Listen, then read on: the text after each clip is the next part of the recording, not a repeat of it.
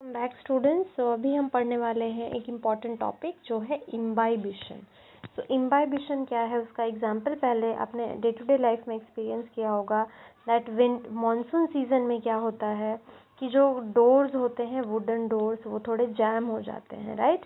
क्यों जैम हो जाते हैं? Because they absorb some amount of water.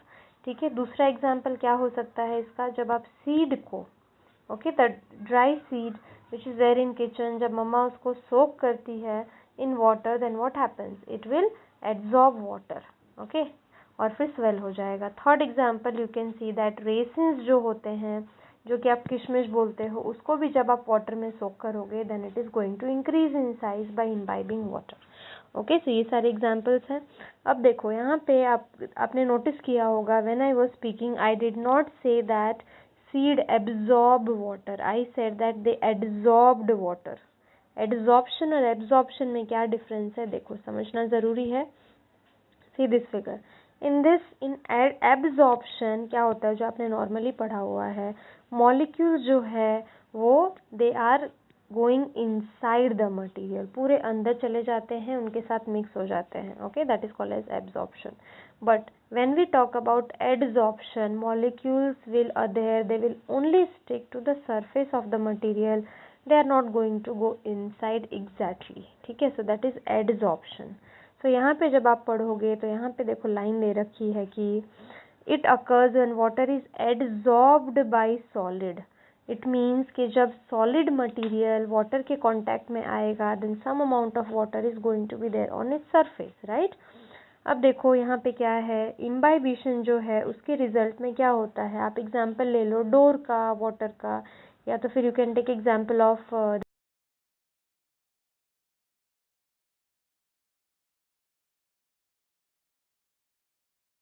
इसके अंदर आपने वाटर ऐड किया and then you have kept a seed. Okay, so seed increased in size. अब ये सीड को हम क्या बोलेंगे, इम्बाइबेंट। तो क्या ये सीड का साइज इंक्रीज हो जाएगा? देखो हमने ये लैब में किया एक्सपेरिमेंट, आप करके देख सकते हो। व्हाट हैपेंस दैट जब आपने स्मॉल सीड जब रखा वाटर में तो इनका साइज छोटा था, but as the imbibed water you can see that the size has been increased. So ये सीड को हम क्या बोलेंगे, इम्बाइबेंट बोलेंगे, right. So here we can say that the volume of imbibant is going to increase and it is going to increase enormously, मतलब ज़्यादा बड़ा हो जाएगा।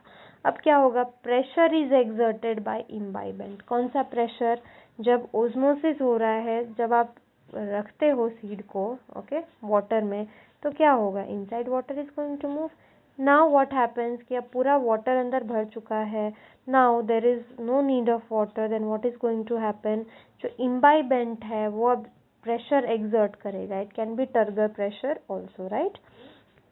प्रेशर एक्सर्ट करेगा इम्बाइबेंट। अब क्या है, प्री रिक्वेजाइट रिक्वायरमेंट, अगर इम्बाइबिशन को करना है तो क्या सिचुएशंस होनी चाहिए, then only imbibition is going to take place, right. So first thing is water potential gradient का डिफरेंस होना चाहिए।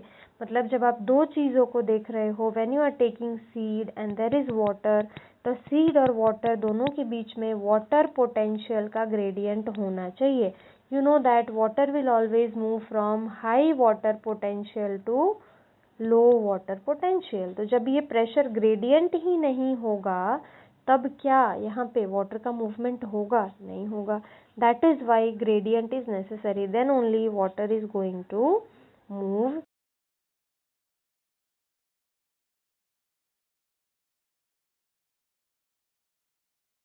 क्या एफिनिटी?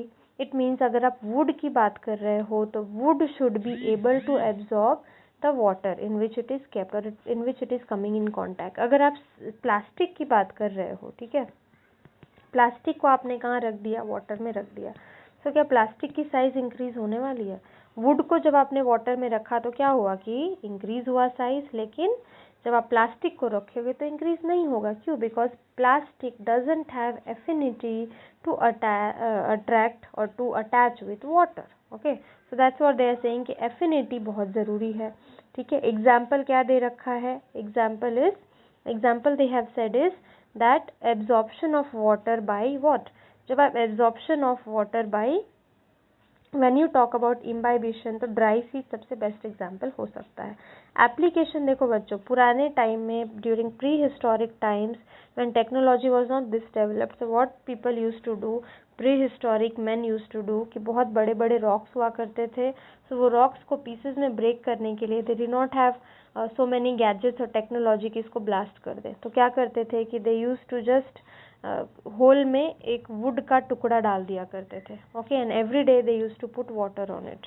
सो क्या होता था, धीरे धीरे जो वुड है वो धीरे धीरे वाटर इम्बाइब करके it use to increase in size, and ultimately ये प्रेशर एक्सर्ट करता था रॉक के ऊपर, and then this rock use to break into pieces. So इस तरीके से रॉक्स को ब्रेक किया जाता था पहले के टाइम में, okay. So this you need to remember कि ये ब्रेक करते थे, बट वो इम्बाइबिशन की वजह से ब्रेक होता था। Now seedlings emerge out of the soil into the open and establish. देखो सीडलिंग्स जो है, आप सीड को जब सॉइल में प्लांट करते हो तो सीड वाटर और न्यूट्रिशन